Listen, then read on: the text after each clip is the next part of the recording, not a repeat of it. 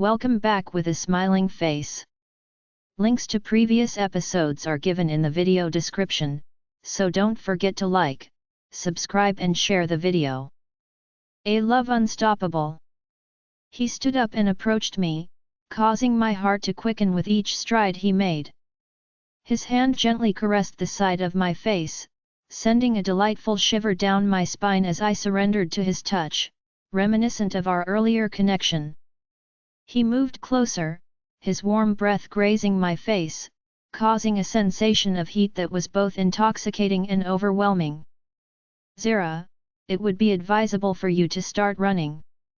He spoke in such a raw voice that sent a shiver down my spine as I leaned into him. "It would be most prudent to flee from someone like me. I prefer not to engage in running." I firmly expressed my exhaustion with his prolonged strategy. It was not proven beneficial to anyone. He desired me, that was quite apparent, and my feelings for him were just as strong. His nose softly grazed mine as he gently pressed his forehead against mine. "My beloved, you really should consider it. I will not resemble the young boys you have previously interacted with. I will keep going even when you wish for me to pause. I will persist until I am deeply engraved in your thoughts and spirit. You shall be mine." Episode 1. It's a very important day for your sister. The least you can do is to be happy for her. Put up a fake smile if you must. But please, dear, let go of that frown on your face. Blood coursed through my veins as I hear the annoying voice of Betty Adams say from right beside me as we entered the chapel. You would think a mother should have her daughter's back more than anything, but I guess when you're her least favorite child, that's bound to happen. That is why today, being the 21st day of March, I am walking my younger sister down the aisle to meet her future husband, whom I thought was the love of my life 4 weeks ago. My story is short. I met Owens Pierce in my first year at the university studying medicine and thought we had something magical.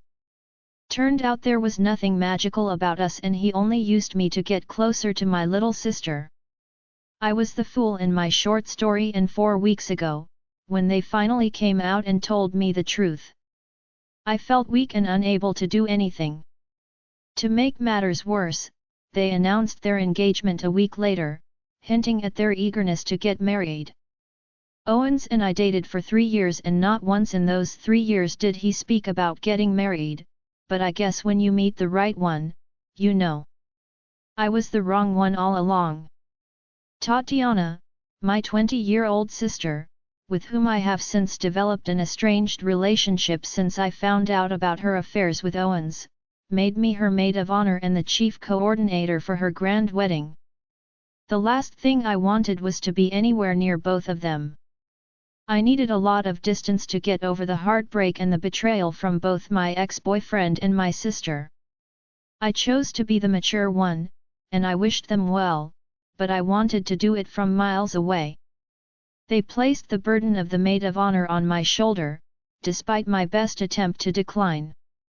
In Tatiana's words, doing this would be my way of proving I was really over it. I had to agree to be her maid of honor after my mother stepped in and the wedding preparation started 3 weeks ago. My mother saw nothing wrong with the whole situation.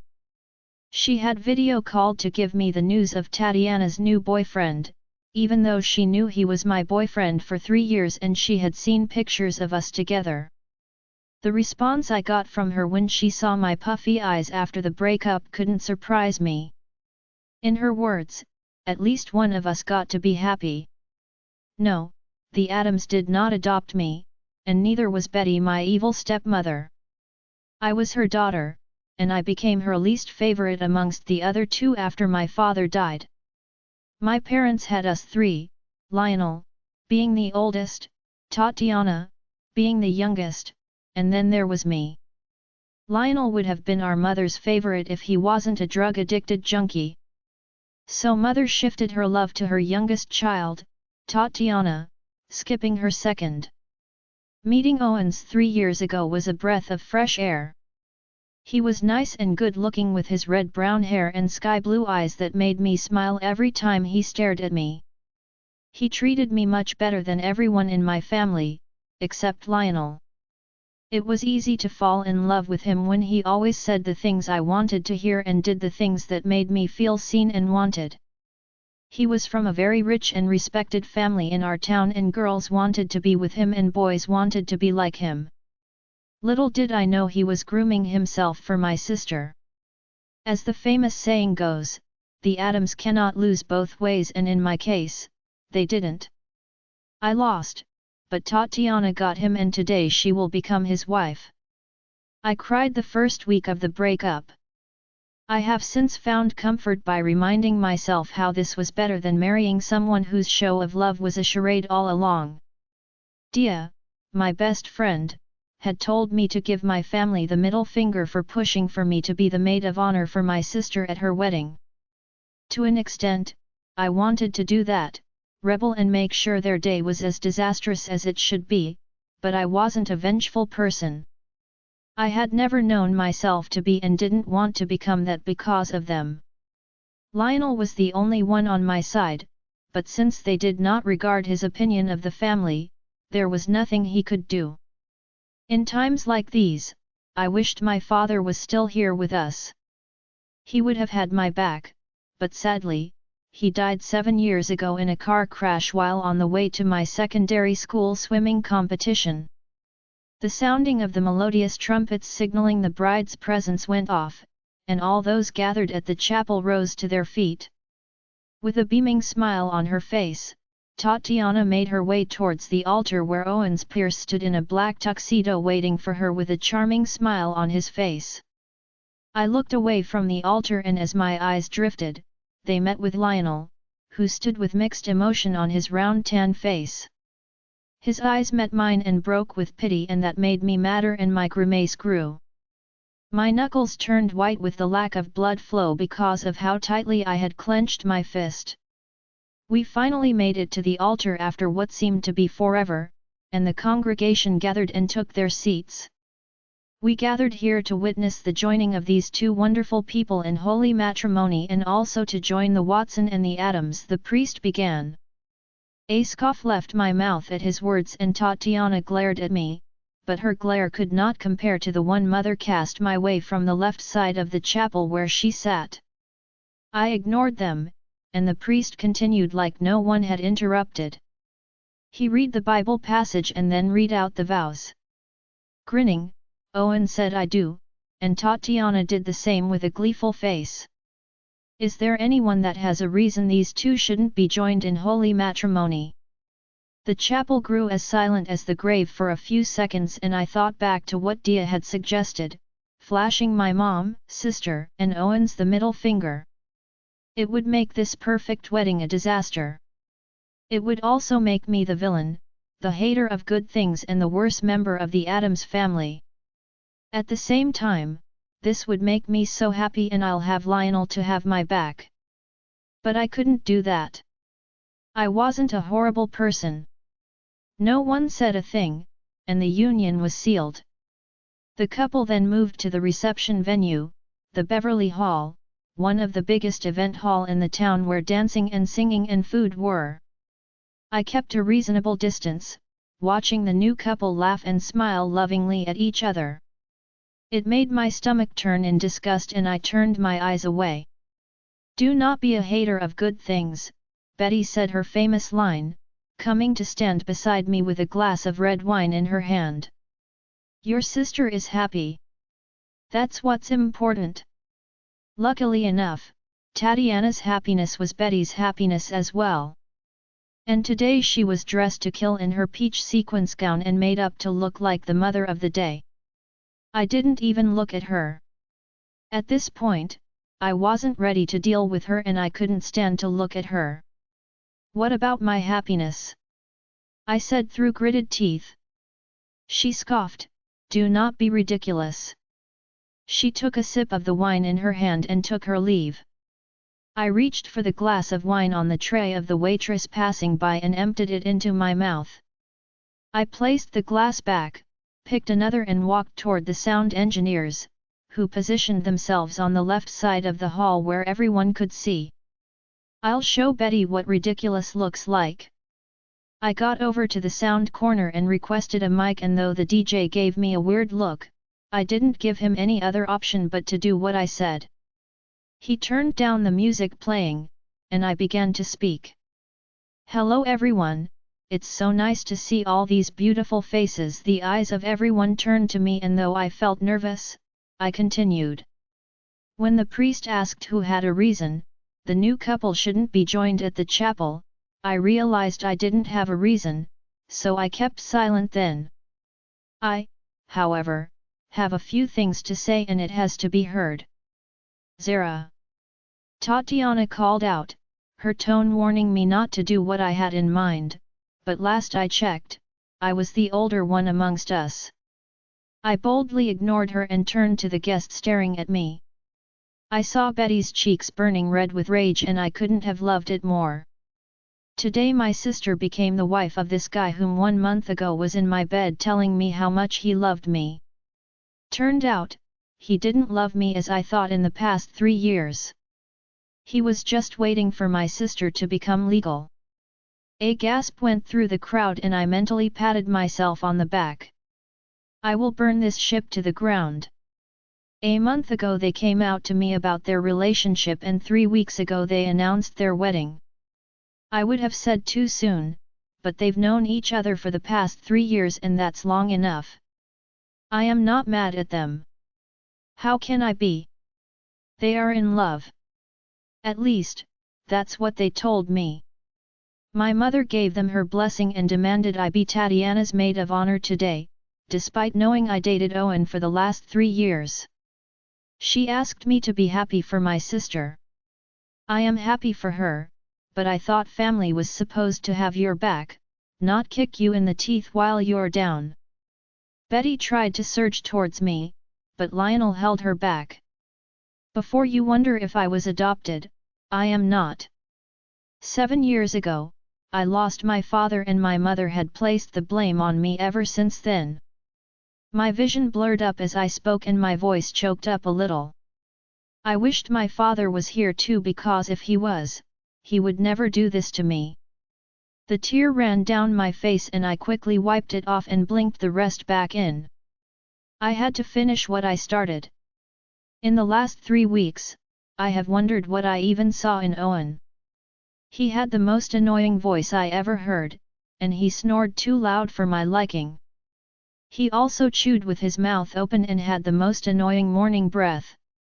All this I overlooked because I believed he was worth it, but now I realize I was so desperate to be seen that I accepted what came my way as the best even though it wasn't. It was never real. I turned to Tatiana, who now had a face almost as red as Betty's, and I couldn't tell if it was from anger or embarrassment. "You can have him, sis. I didn't lose anything and I am happy for you." I handed the mic back to the DJ and took my leave from the now quiet hall. I did not look back until I was out of the event hall. I dragged a deep breath and my eyes fluttered, feeling alive for the first time in the last 7 years. "What did you think you did in there?" Betty yelled at me, her eyes blazing and shooting daggers at me. I turned to face her, having no remorse or apology in my eyes, what I should have done a long time ago. "Enjoy the rest of your life with the only daughter you now have," I said and walked away from her with my head held high. Chapter 2. I sat across the bar, taking my second glass of martini. This used to be my least favorite drink while I dated Owens, but today it seemed to be just what I needed. I hadn't gone home since I left the event hall hours ago. My phone had been blowing up for hours and I finally put it on, Do Not Disturb. It was almost 11 p.m, and I was at the Paradise Club.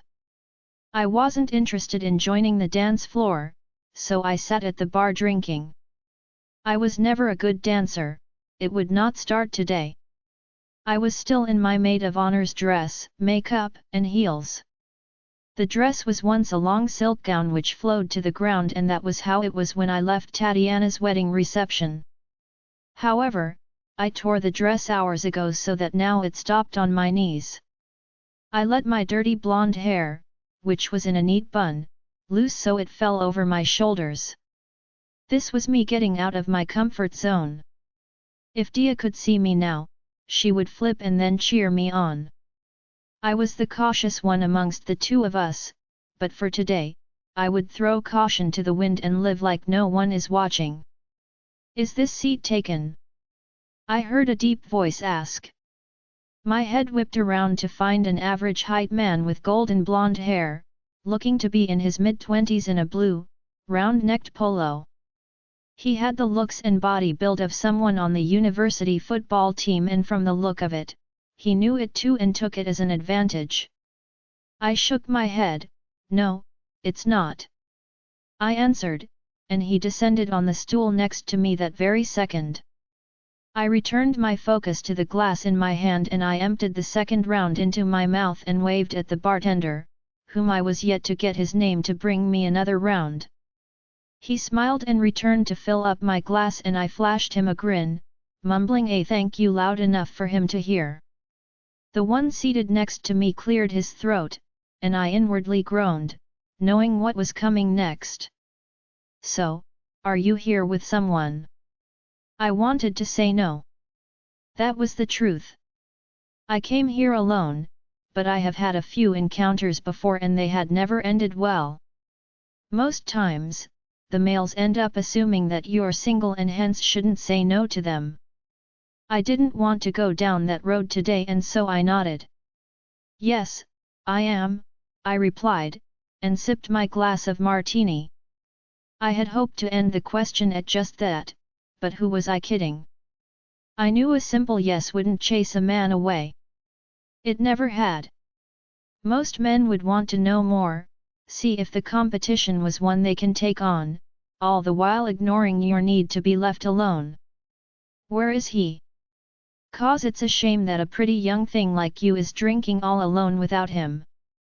By the way, I'm Kevin." He tried to sound tougher than he was, and it irked my skin. I turned around, wanting to find a man at the lounge across from me that would look intimidating enough to send Mr. Tough Guy here running. My eyes scanned over the men seated at the lounge on my left side, and all the men seemed occupied with a woman or two. There was no way he would believe I was with them.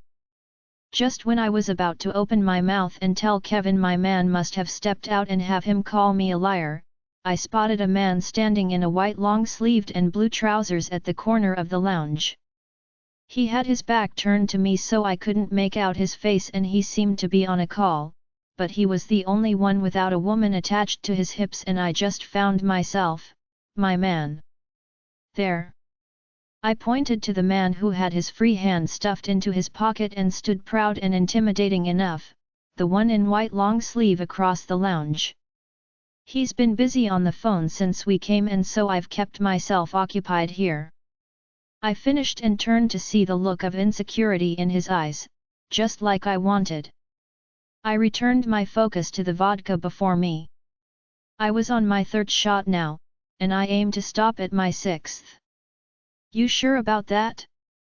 "Because he just stepped out without even glancing this way," came the voice of Kevin.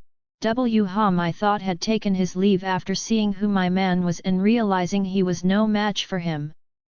I choked on the martini in my mouth as his words dawned on me.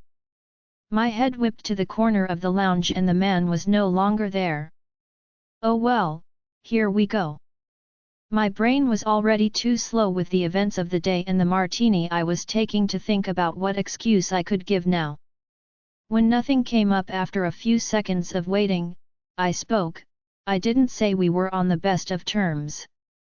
That's why he's over there and I'm over here and the lies continue. How about he doesn't even know you and you've been lying ever since just to make yourself feel good?" "No, I was just trying to get rid of you and nothing has worked yet," I thought to myself. Since my lies couldn't get rid of him, perhaps the truth would. Maybe you're right, maybe I lied and I don't know him, but guess what? I hiccup, paused, and continued. "I didn't ask you to talk to me, so I'd advise you to stop now." He scoffed. "Yes, sure, I'd stop. I don't want to be anywhere near a loser like you, anyway." I wanted to grab the bottle of vodka the bartender had left on the other side of the counter and smash it against the head of the annoying man called Kevin, but I couldn't. Drunk or not, I wasn't a violent person, but he deserved to feel pain for calling me a loser. I was still lost deep in thought when I heard, "Excuse me, hun, is this guy bothering you?" a deep, hoarse English accented voice asked from behind. My head whipped around so fast that I feared it would fall off. My eyes met the deep-set eyes of the man on the white long sleeve and blue trousers which I had spotted at the corner of the lounge and referred to as my man earlier. He now stood before me, looking dreamy, with his black hair that had a few over his face, piercing eyes whose shades flickered with each change in the room's lighting. His lips were full and his short trimmed beards covered his chiseled jaw. I could be wrong, but he looked to be around 6'3" tall and his body, although hidden in the long sleeve and trousers, screamed perfection at me. After a while of me staring at him and not saying anything, he smiled and his deep dimple appeared, causing weakening shivers to run through me. My legs clamped together, shocked at the effect this man had on me. It was surreal, yet it was. This gorgeous man was here, talking to me, asking if I was being bothered and I had to answer. "Stop acting." I nodded, pouting, and I saw the annoying Kevin who had bothered me for the last 10 minutes tremble with fear from the corner of my eyes. He wouldn't leave me alone and he called me a loser. The man's adorable eyes flickered, and a furious storm brewed over them in the next second. His eyes darted to the now trembling Kevin beside me. "You called her a lose?" he demanded, towering over the man like a Hulk. "It was a mistake," he stuttered. I tried to hold in my laughter and I was certain he would end up peeing his pant if care wasn't taken. As much as I wanted him to pay for calling me a loser, that was the last thing I wanted. The man in the long sleeve looked to be ready to inflict pain from what I saw, and I didn't want that. I stumbled off my seat and moved towards the hot man, who still had his intimidating gaze on the shivering Kevin. I placed my hand on his chest and felt the muscles underneath and it sent chills through me. For a moment, I was lost for the words to say and I couldn't take my hand away from his chest either. He glanced down at me and the fury in his eyes reduced, and as if reading my thought, he turned to the shivering Kevin and spoke, "Apologize," his terrifying voice commanded. Kevin bowed his head a little. "I'm sorry, miss," he quickly said, so much respect in his voice. "Now leave," he thundered. In the same second, the shivering Kevin scrambled away, not daring to look back at us. Chapter 3. I found enough strength and withdrew my hand from his chest, wrapping my other cold hand around it and smiling awkwardly at him. "Thank you, F for step, ing in an SPE speaking up for me." "IKK, no you didn't, T have to." I spoke, the hiccups coming in and ruining the flow of my appreciation line. He smiled, not fazed by the mess of an appreciation I was giving. "You're welcome." "May I seat?" he raised a brow. He didn't have to ask. The answer would be an automatic yes. Having him stand so close makes me feel giddy, and I knew that would also happen when he sat as well. I bit my lips and nodded. "Sure, you can." He settled on the chair before me, and the smell of him engulfed my mind. It made me think of sinful things, like having his hands on parts of my body that shouldn't be evaded by just anyone. I needed something strong to take away the nasty thought clouding my head. The martini was nice, but not for moments like these. I waved at the bartender and ordered a shot of pure whiskey.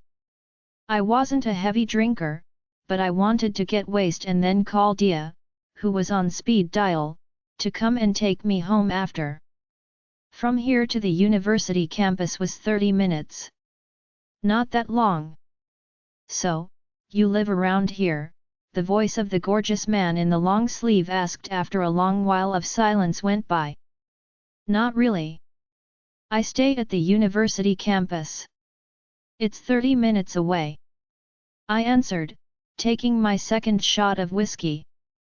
I could feel the alcohol kicking in my system and I knew a few more shots and I'll be where I want to be. I felt his brow rise. How will you get home, then? My best friend. I'll call her to come and pick me up when I'm done, I replied, surprising myself with how well I spoke this long line of sentences. Okay, that's better. What's your name if you don't mind me asking? Ah, finally he asked. My name is Zera Adams, I answered, keeping my eyes fixed on the glass in my hands because I knew if I as much as stared at him, I would feel tempted to give him a blowjob here and now, or have him my brains out. It would be a story to tell Dia. I bet she would high-five me. What's your name? Aaron Hart, he answered. A hot name for a hot man. Moaning out his name while he rides me would be so hot. Zera. Well, this whiskey isn't helping me numb my wild thought. I ordered the third shot. The bartender serves it and while I drank, I noticed Aaron didn't. Instead, he watched me. That felt odd. Okay, stay with me. I wasn't the ugliest girl I know, but I wasn't the prettiest either. He, however, was the most gorgeous guy I had ever met, and I knew he could have any girl he wanted. I also knew he had met hotter, prettier, and much more graceful girls. Girls who didn't hiccup their way through words and knew how to comport themselves in every situation. Yet, here he was, staring at me like he had never seen someone better before. Can I ask a question? He asked after my fourth shot, and I was already losing my sense of reasoning. Drink this last shot and call it a night. Sure. I giggled, and he continued. Why did you come here alone? Because I had no one to take me. My reply came faster than it would under normal circumstances. No boyfriend waiting for you at home. His voice was laced with disbelief as he spoke. I bit my lips and shook my head. The boyfriend I used to have married my sister this morning. I felt more light-hearted speaking about it than I thought I would be. Perhaps this is the whiskey doing its work in my system. His loss. Well, it could be your gain, but there's a voice yelling at me in my head to tread carefully. I was also no longer seeing as bright as I was 30 minutes ago. It was time to hit the road and call Dia to the rescue. I kept my purse on the bar counter and pulled out my phone to dial Godiya's number, but it slipped out of my grasp and fell to the floor. I hissed under my breath and dropped from my stool, only to hear a loud bang. My eyes opened, and I was in a large, cream-colored room having white curtains at the doors and windows. I quickly sat up, only to have my head bang hard against my skull. I pressed my hand against my temple and my eyes fluttered in pain, a long hiss rolling out of my mouth. Where am I? How did I end up here? Who brought me? These questions plagued my mind, but I couldn't find answers to them. When my eyes fluttered back, I noticed I was still in the peach maid of honor gown I had on yesterday, and that consoled me to know that nothing happened, yet the question remained. How did I end up here? The last thing I remember was sitting at the bar counter drinking my martini, but the bang in my head told me I might have had something much stronger than a martini before leaving the club last night. I tried to retrace my steps mentally, even though it was harder done than said. I thought to the bartender, I thought to those dancing, but I remember not having the interest in joining. I remembered staying at the counter with my martini, only to be interrupted by someone. A guy, an annoying guy named Kevin, and I remember feeling very uncomfortable in his presence. Did he bring me home? My skin crawled at the thought, but I shrugged it off. He couldn't have brought me home. I don't mean to judge, but he didn't look like one who could afford something this magnificent. Someone else then? But who? My thought got interrupted as the door to the room opened and in walked a tall, gorgeous man with black hair and hazel eyes. At the sight of him, the memories of last night rushed back into my head and I remembered everything. He was the gorgeous man I called my man just to get the annoying Kevin off me at the club. I remember him coming to my defense and intimidating Kevin out of his pants. I remember having a brief talk with him after he sent the other guy away. Now, I remember switching my drink from martini to whiskey in the hope of getting the nasty thought about writing him out of my head. He also told me his name, and I did likewise. I remembered reaching my limit and wanting to call Dia to come and take me home. That was the last thing I remembered. He had changed from the white long sleeve and black trousers he had on last night and now wore a grey sweater and joggers hiding his toned body. I wondered what could have happened that led me to this point and in this room. Sure, my clothes were still on, but a lot could still have happened. He could have worn them back after he was done taking what he wanted. Goosebumps scattered over my skin, and I felt negative chills on the inside. He didn't seem like that type of man, but no man has rapist written on his forehead. I could be jumping to a conclusion, and that won't be fair, especially if he had helped from the goodness of his heart. I snapped out of my thought when I heard him clear his throat and I saw him standing before me with his left hand holding a small white mug stretched out. My eyes narrowed with confusion, having the "I do not know what you're doing" written in them. I blurted out. "Drink, for the headache," he spoke, and just like when we were at the bar, his deep, hoarse voice sent shivers down my spine. He brought me something for the headache, but how did he know I was having massive pain in my head? He watched you drink yourself away at the bar. A hangover is an aftermath of drinking too much. Anyone with a cell in their brain knows that. Trust the voice in my head to make me feel dumber than I already am. This man couldn't have raped me last night. He's too caring. I bit my lips and collected the cup to stare at it. It looked like green tea except it had leaves I didn't know in them. It's herbal tea for hangovers. It has been passed down through my family for generations, he explained, seeing the suspicious way I eyed the cup in my hand. It lessens the headache after a few minutes of intake. I smiled nervously. And I'm supposed to trust that you didn't put any intoxicating substance in it, right? Why? You're already intoxicated by the sight of me from the look of it, he replied casually, but with much confidence. Wow, Mr. Hart, I didn't think you were as naughty as you were hot. My cheeks warmed up. That's because you're hot. So are you, but who's keeping scores? He winked at me. Okay, do you care to turn on the AC now? Because this is getting hotter with every second. Stop it, Zera, you still don't know if he had his way with you last night. I took the tea to my mouth and took a few sips before lowering the cup. I saw his beautiful intent eyes, and they didn't look impressed. Take all for faster effect. He instructed, coming off more commanding than I expected. Oof, what's next, Daddy? Feed me till I'm full and then till I can't walk? Zera. Sorry, no more, no more. I drank the tea so that the only thing left in the small mug was the green leaves. Good girl, he cooed, and I felt giddy on the inside as if being called a good girl was such an accomplishment. What's happening to me? He turned to leave the room, and I spoke, wanting to clarify the events of last night. As much as I was attracted to him and wanted to do nasty things to him in my head, I still had to know what happened. Can I ask a question? He paused and turned to me before nodding his head. Sure, ask. What happened last night? The last thing I remember was trying to call my best friend, and the next thing I'm here in this bed with no memory of how I got here. Chapter 4.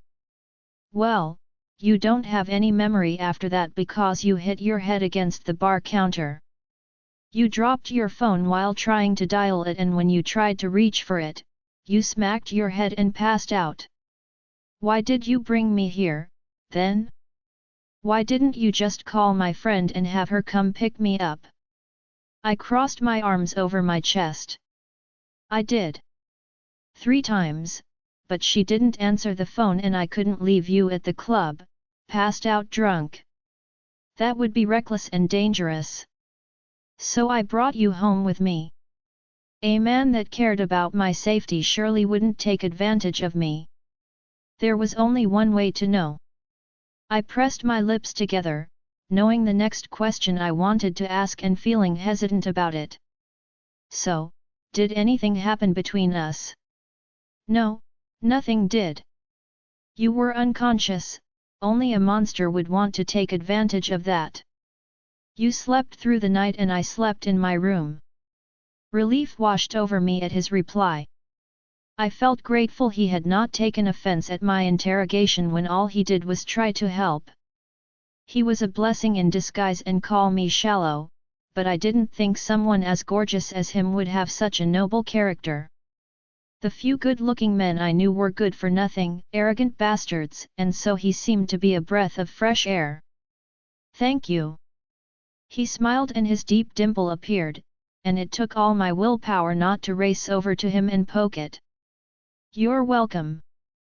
You could freshen up. There's a new toothbrush and paste in the bathroom on the wash-hand basin.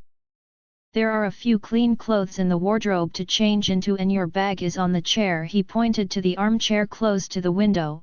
I'll be downstairs in the kitchen making breakfast. When you're done, you can join me, he said. Ah! A man who can cook is a man after my heart. Such a pity he's out of my league. Wait. He called you hot, which means he also might want you as much as you want him. Thank you, Mr. Hart. Again he smiled, and this man was going to be the death of me because of those dimples. Call me Aaron. Yes, sir. I most definitely will.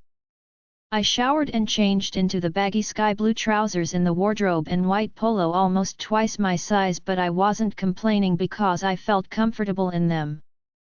My hair I made into a bun so that my now makeup-free face now had a defined look.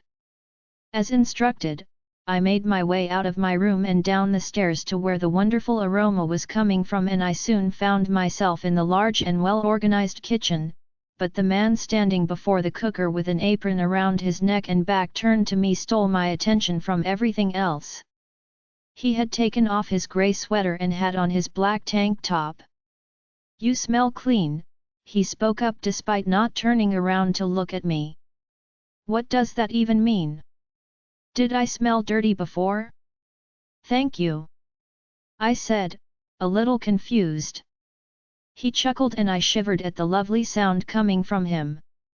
Well, everyone smells different after they've had a bath, he added, still focused on whatever he was making.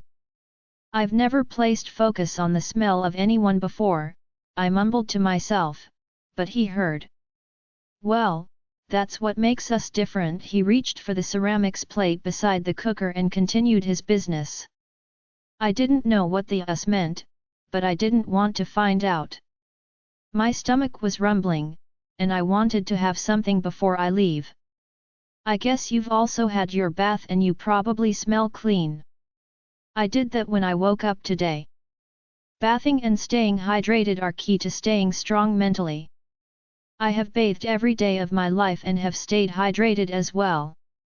I've never been strong mentally, so there have to be more keys involved in the process than he's letting on. I guess in his words, that's what makes us different. How does the ache in your head feel now? He asked, taking us back to the first battle I encountered after waking up. I noticed the ease while I was having my bath and it worked just as he said it would. Better, thank you. Your herbal tea worked. Perhaps before I leave you could give me the recipe? I have a feeling I would need it because last night won't be my last visit to the bar. I felt him smile. Sure, before you go. I'll write it out for you. I heard a crack, and I knew he was making omelets. My stomach growled in hunger and excitement, knowing I'd have my favorite as breakfast, even though he didn't know that. After this breakfast, I'm going to ask him what I can do for him, and I pray his answer is the one in my mind. It wouldn't be a payment, just me killing 2 birds with 1 stone. He turned off the cooker, took off his apron and carried the plates over to me, dropping them on the table when he got to where I sat. I stared at the plate of fried chips and omelette and my mouth watered instantly. He moved to the fridge and brought out a can of orange juice and 2 glass cups. He returned and set one on the counter next to my plate and the other next to his. I smiled, wanting him to seat before I eat despite being starved. Thank you, I said, picking up my fork and digging into the food. I moaned helplessly at how good it tasted in my mouth and my lashes fluttered.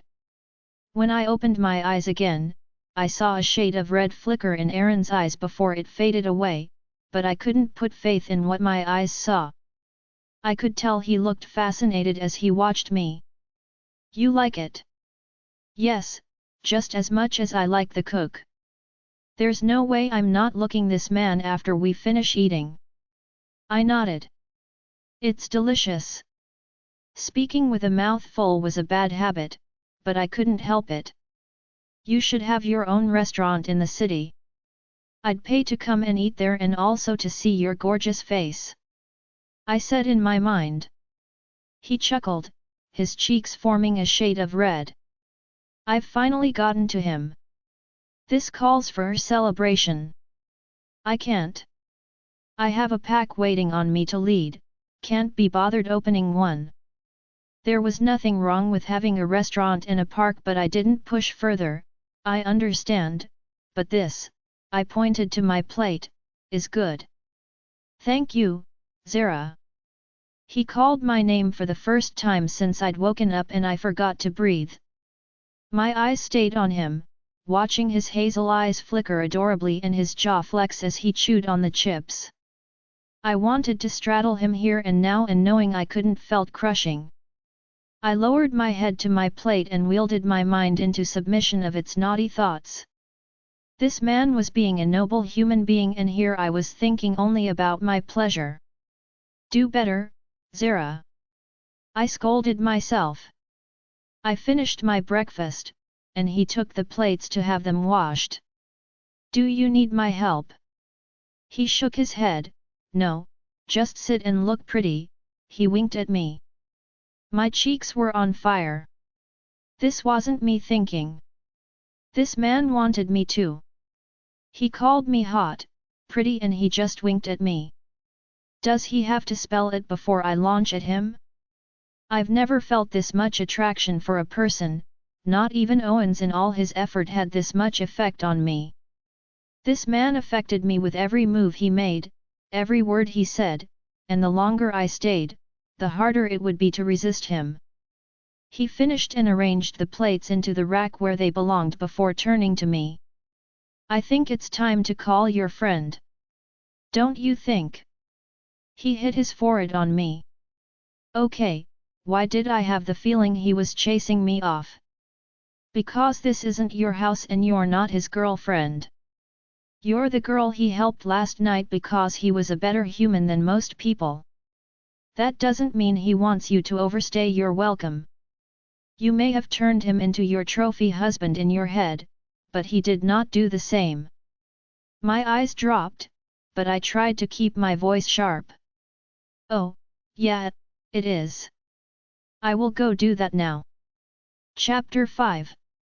I got down from the stool and made my way to the bedroom where my bag, phone, and clothes were.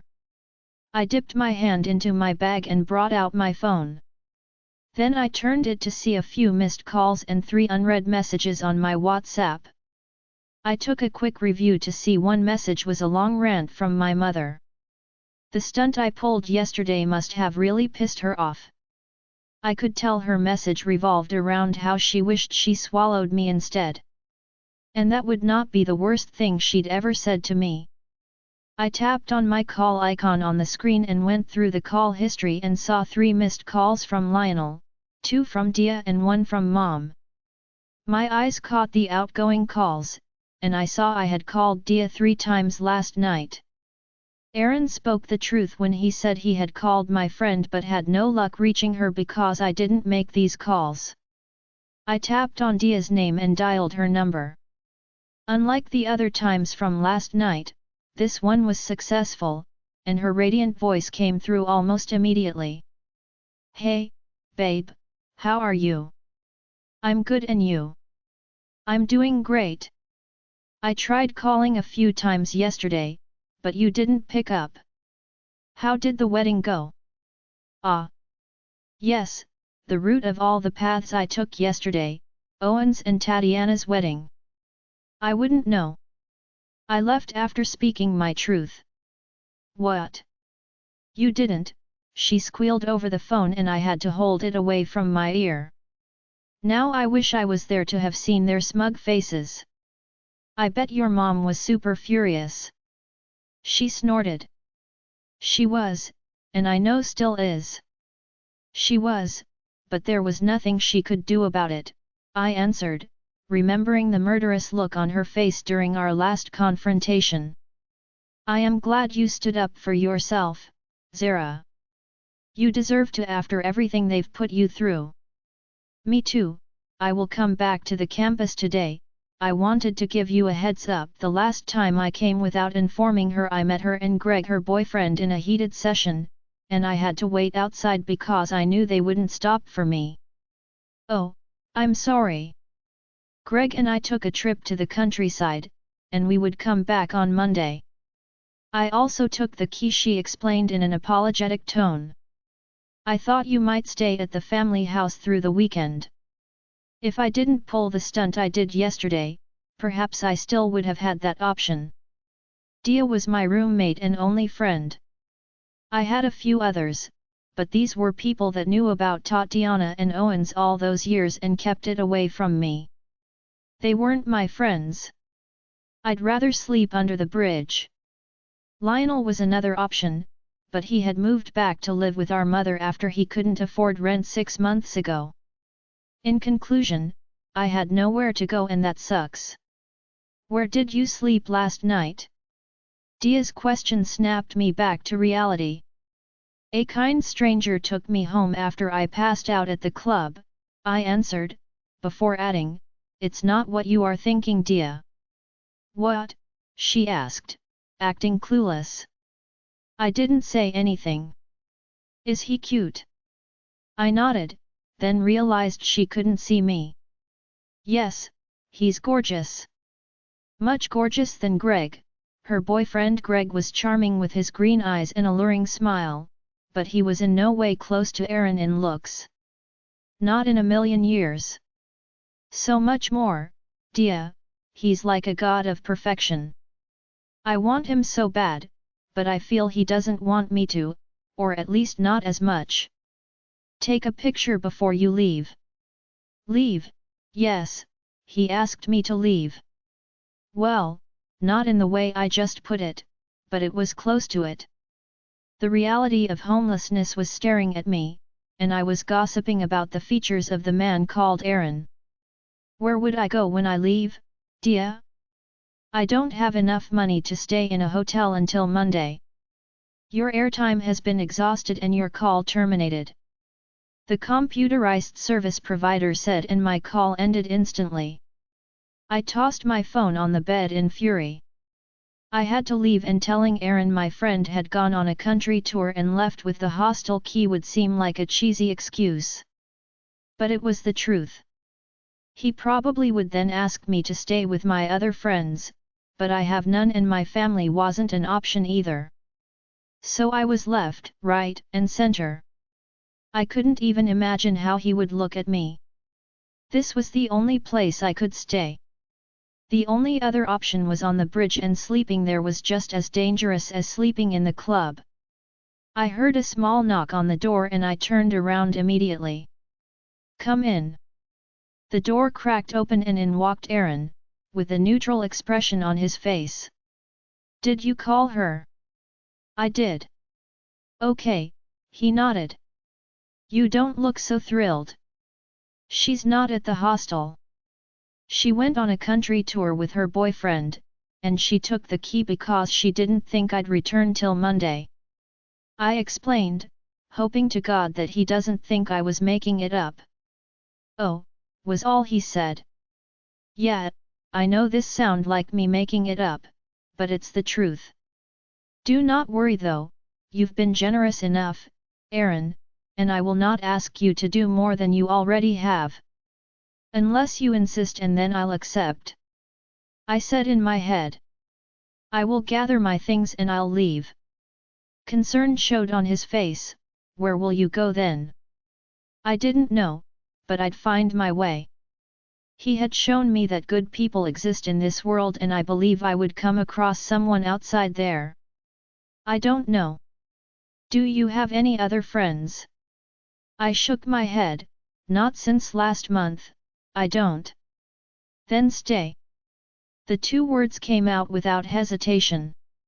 Yes, I wanted to stay, but hearing him say it now, I knew I couldn't take it. I flashed him a wry smile. "You don't have to pity me. I'll find my way." He took a step forward, and my heartbeat skipped. "I'm not saying this out of pity. I really enjoyed your company. So stay through the weekend." Chapter 6. Say no more, Master. Your wish is my command. I pressed my lips together and nodded. "Okay, thank you. I promise I won't get in your way. You will not even know I'm here." "Well, I would know, I have thin ears," he pointed out with a devilish smile dancing at the corner of his mouth. "Got it. Do you need my help with anything?" I hit my forehead, despite knowing that someone who could afford this place would not need the help of someone like me, but I wanted to ask anyway. "What can you do for me?" he asked, and his words left me in a dilemma because they sounded towards the end. Still, I didn't want to read meanings into his words. "Anything you want, just name it." He took a step forward. Again, my heart skipped a beat, but I kept my focus on him and didn't move away. Another step would cover up the space between us and, from the look in his eyes, he knew that too. He took the next step, covering the space between us so that the rich manly smell of him filled my nostril. He towered over me, with desire brewing in his alluring eyes, and a smirk crawled its way to his face. His hand came up and stroked my cheeks. "You can't give me what I want," he growled. "Well, if I know what it is, I would be able to tell my chances." "I can try," I said, not wanting to give up or have him cut my legs from under me like he was doing. "Zera," he called my name loud, before letting his hand drop from my lips. "I shouldn't." He stepped back, he turned to leave, and I spoke. "I want you. And I'm certain you want me too. Then what's so wrong about letting our wants for each other burn?" "Because I don't want you thinking this is payment for my generosity. You're a good girl, and I might be wrong, but I think this is your way of paying the debt you think you owe me," he said and exited the room. I stood in my room, lost and horny. The little thing he did with his hands had awakened so many urges and desires, and leaving without satisfying those desires wasn't such a good thing.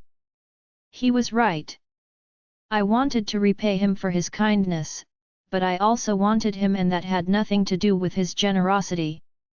I wanted him since I first laid eyes on him at the club, but he doesn't know that. One thing is certain, he wants me too, and he thinks I'm hot. I guess I just have to make him understand I want him for him and not because of his big heart. His big heart just makes me want him more. I raced out of the room in search of him. The last place I saw him was in the kitchen, and when I got there, I looked around but didn't see him there. He wasn't in the living room either. I figured he was in his room despite not knowing where his room was. I returned upstairs, and just before I reached the door to the room I stayed in, I noticed a door cracked.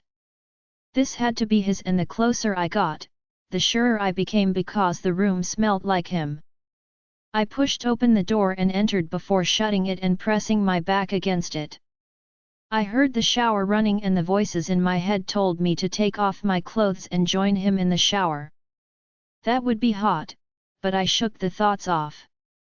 I would wait for him to come out. I told myself, and I mentally did the countdown. After almost 7 minutes of waiting, the bathroom door opened and Aaron walked in with nothing but a long white towel covering his waist. His black hair was damp and stuck to his face, and beads of water rolled down, and disappeared into the towel. His eyes met mine, and they twitched in confusion, but he stayed silent and just watched me. I came here because I wanted to ask my chances of being with him if I wasn't doing it to repay him. It was going to be a brief discussion with no room F or fumbling, but now having him, Yummy, made it harder than it should. In a situation like this, speaking would not be easy. I'm guessing you came here to say something, he spoke after I gawked at him for nearly 2 minutes and said nothing. I shook my head, then nodded. Yet. I just didn't think you'd be. His eyes narrowed. I think everyone needs to take a shower. Yes, he was right. I was here. I meant I didn't know you would take a shower now, I stressed out. I came to ask you a question. Okay, he folded his arms across his biceps, flexed beautifully. My body longed to have a touch. If you didn't think I was trying to pay you, would you want to me? Yes, he did not hesitate in his response. Because you want me? Yes, and because I think you're pretty, smart and crazy, I like that, he admitted. My cheeks burn, and I dropped my eyes from his. This was so much more than I had prepared for. I just won't want you because I don't want to live with thinking the only reason you did was because you owed me. Where are you from? I blurted it out before I could stop myself. Many men would jump at the chance to a lady as long as she's interested in them, too. Yes, I was with a few others before I met Owen, and they always jumped at the chance to ease themselves whenever the opportunity presented itself, but here I was, having to beg a man for me.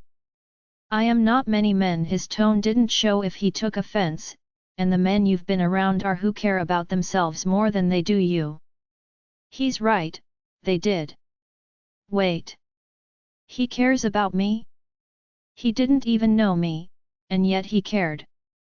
That felt very weird. I turned to exit his room, then pause, and turned around. He was this close to yanking off his towel when I turned, and now he had to hold on to it until I took my leave. One more question. He sighed. What is it? Are you gay? I asked because all cards had to be checked. No, I am not gay. I love women, and soon you'll see that, too. Soon, that meant he had me in mind, and the realization of that made my day so much better. I hoped the soon wouldn't take forever to come. I had to hit the shower as well. Seeing Aaron in his glory was such a turn on. I needed release. The shower turned warm, and I stepped in, reminiscing about the picture of him stepping out, looking clean and delicious. I wanted to run my tongue over him. I stepped out of my room, back in the polo and blue jeans. I styled my hair into a ponytail, which gave my face a fresh look, and I made my way out of the room. I met Aaron in the living room in black jeans, trousers and a blue t-shirt.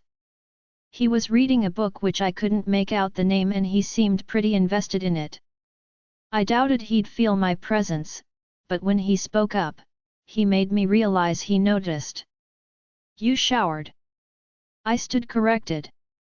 I nodded, then realized he couldn't see me. "Yeah, how did you know?" "I smell clean." I felt him smile. "Yes, you smell clean," he agreed.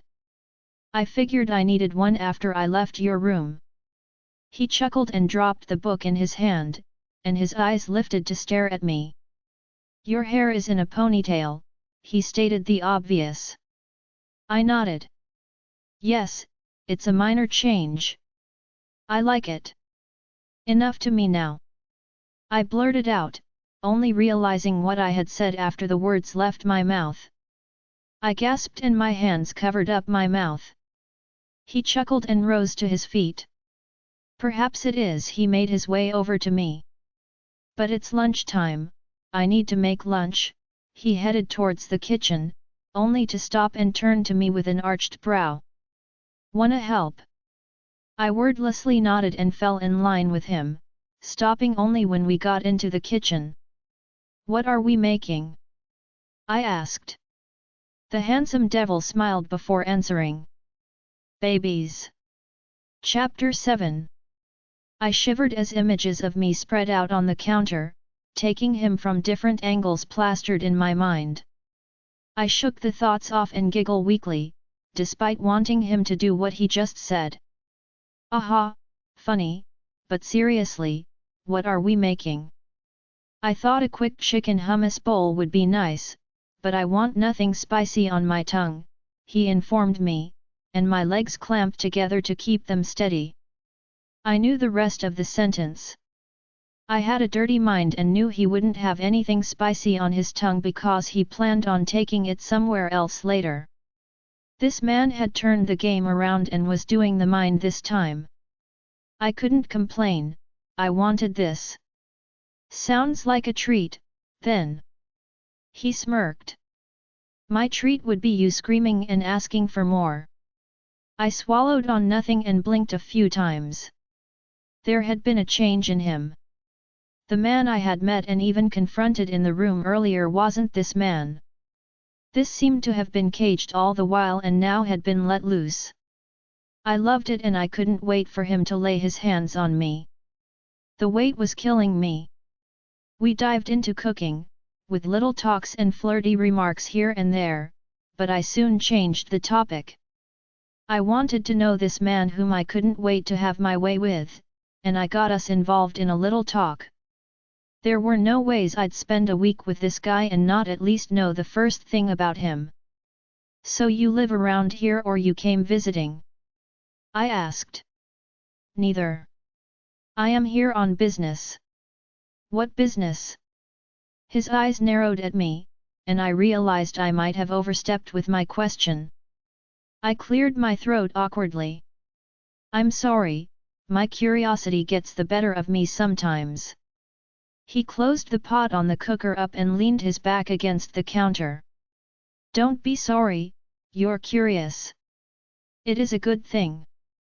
Curious people never stop learning.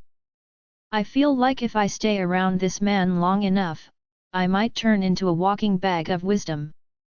"Does that mean you're going to tell me what business you're doing in this town?" Skepticism lingered in my voice as I stared at him. He smiled.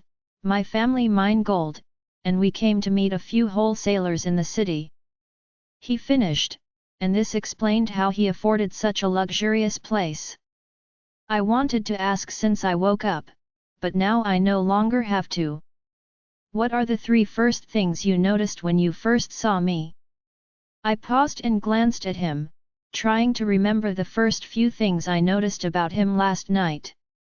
The first thing I noticed when I saw him last night was his looks.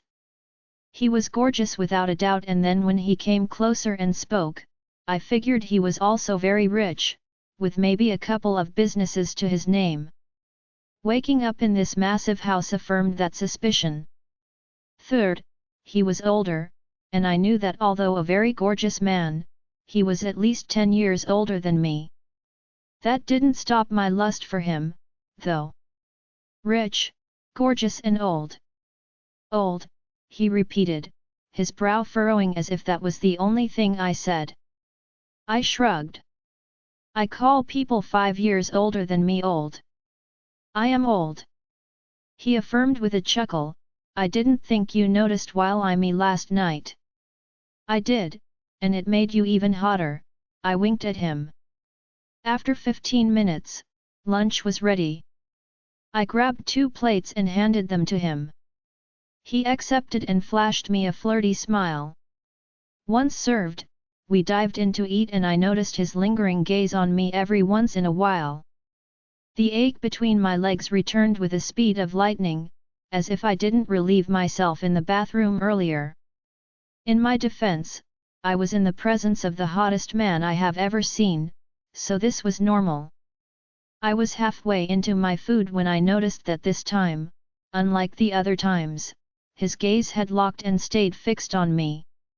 What? He shrugged, his eyes not wavering. Nothing. You're not eating. I pointed out. That's because I'm hungry for something else. I didn't dare ask what I think. I knew what it was at this point.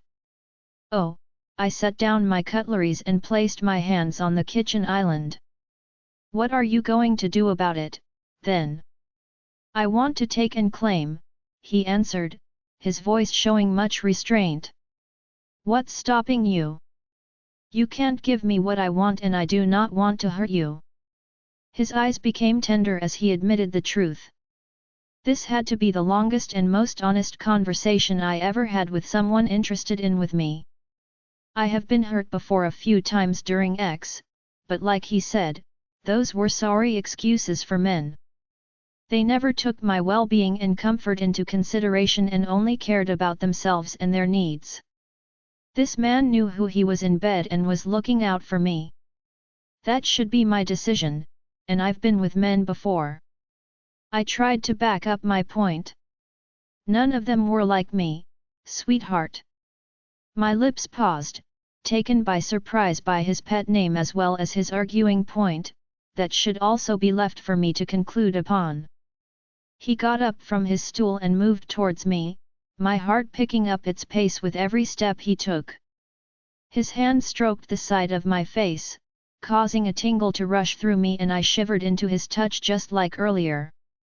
He leaned in and his breath fanned over my face, hot, weakening and mind-numbing. You should be running, Zera, he said with a voice so raw it made me shudder against him. The most sensible thing to do is run from someone like me. I don't want to run. I stubbornly stated, worn out by his long game. It wasn't helping anyone. He wanted me, I could see that, and I wanted him too. He moved his forehead against mine so that our noses touched. Oh darling, but you should. I won't be like those little boys you've been with. I won't stop when you want me to. I won't stop until I'm completely buried in your mind and soul. You will belong to me. Perhaps I should have listened to the warning and taken to my heels because the things he said were words that should scare me on another day, yet I didn't scare. I wanted to belong to him, at least for the weekend. I wanted him to me already, and I feared we might never reach that point with how we were going. I will belong to you, I repeated.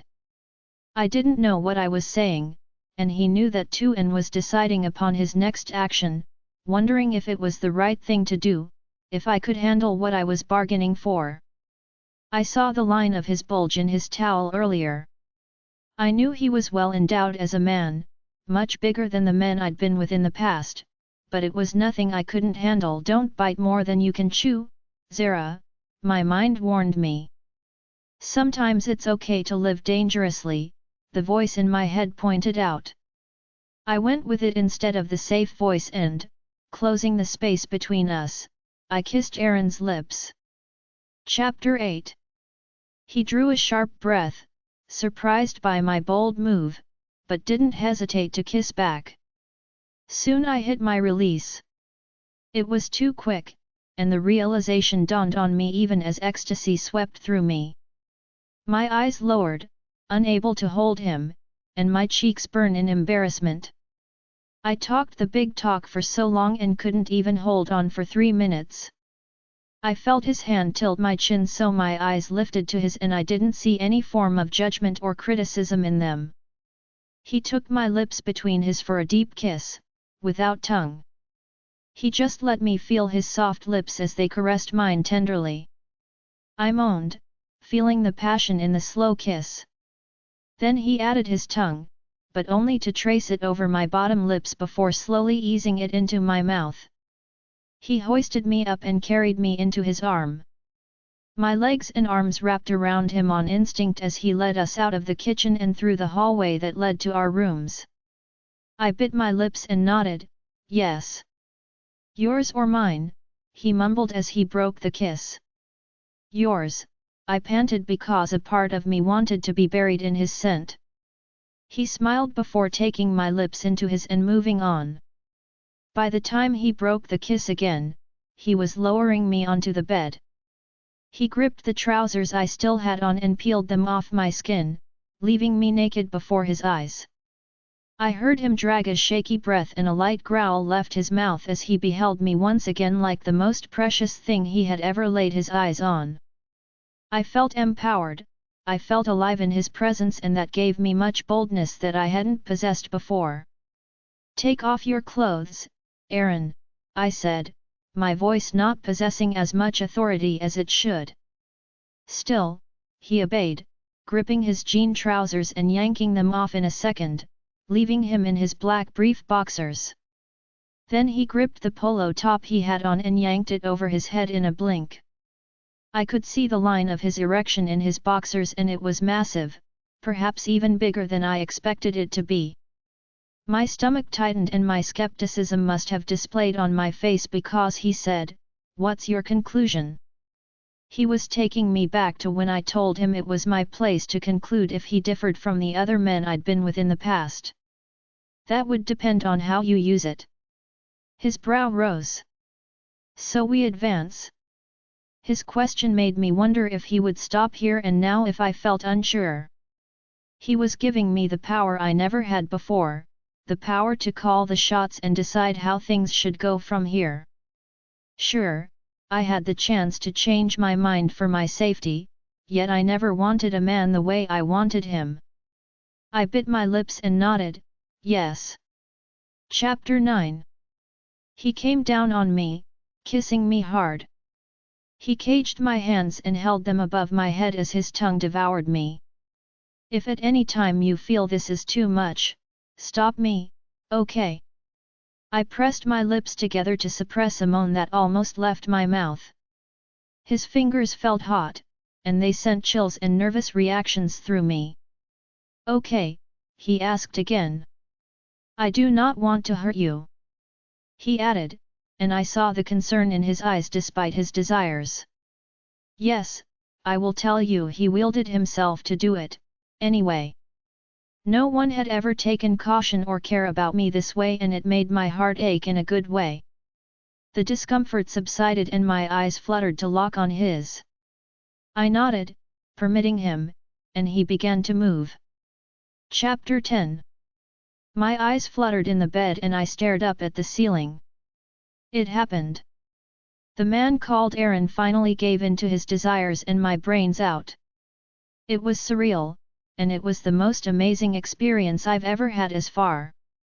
He knew his way in the bed and that alone was a blessing in disguise, and being the decent human being he was, it made it even better. He was a 10 and never in my wildest dream did I think I would ever cross paths with someone like him. I would definitely not forget about him for a long time. Monday was still far away, but Aaron wasn't. I pulled myself up from the bed to sit down and glance at the gorgeous man sleeping beside me. Sure, I didn't love him and he didn't love me, but to an extent, I felt such a strong connection with him than I ever felt with another. Perhaps I was crazy, or I was thinking too much. He felt safe.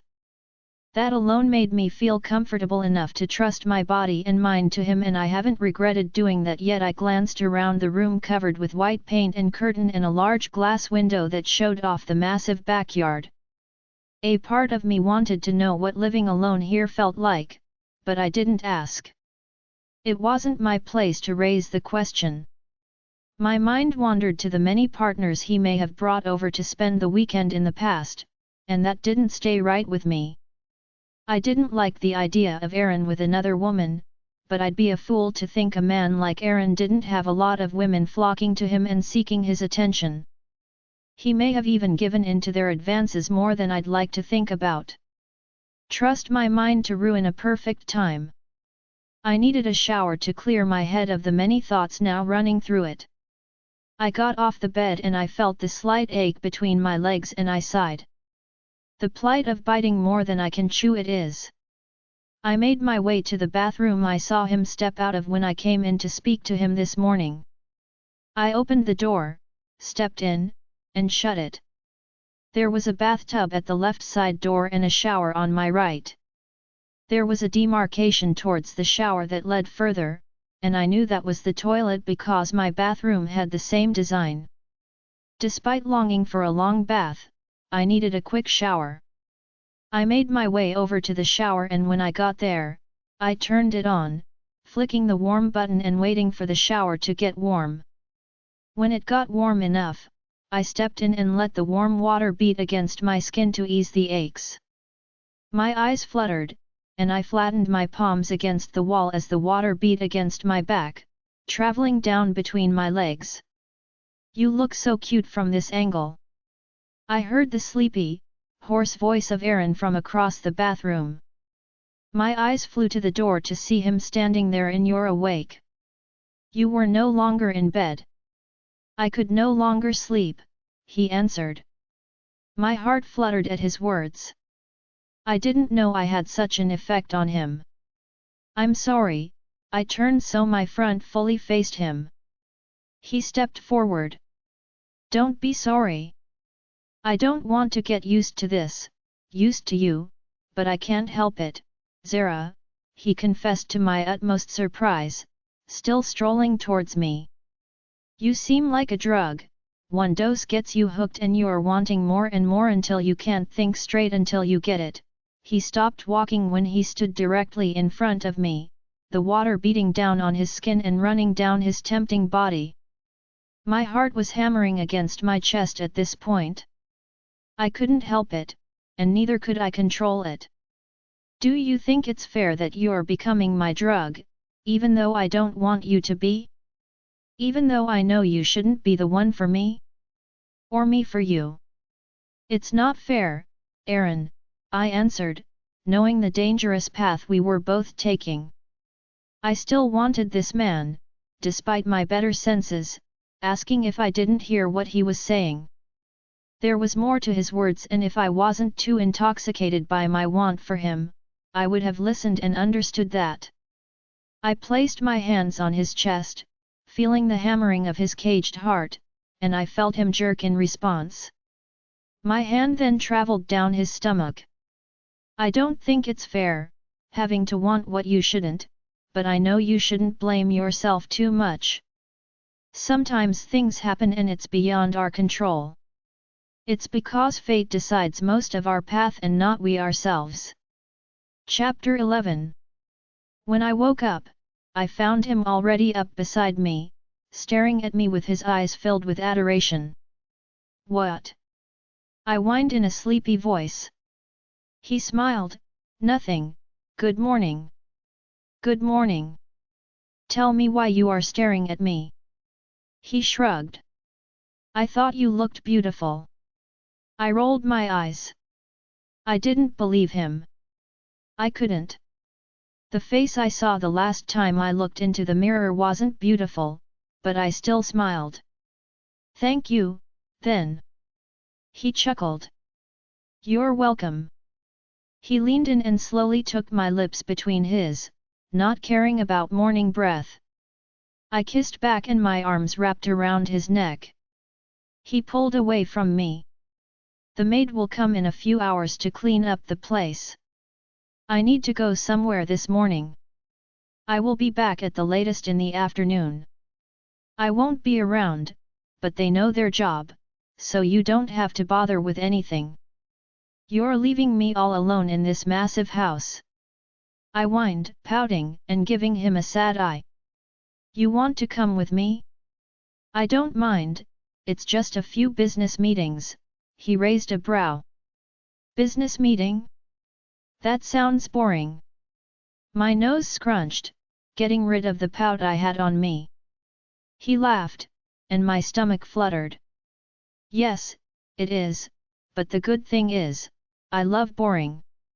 You can make breakfast in the kitchen. I apologize for not being able to do that for you today.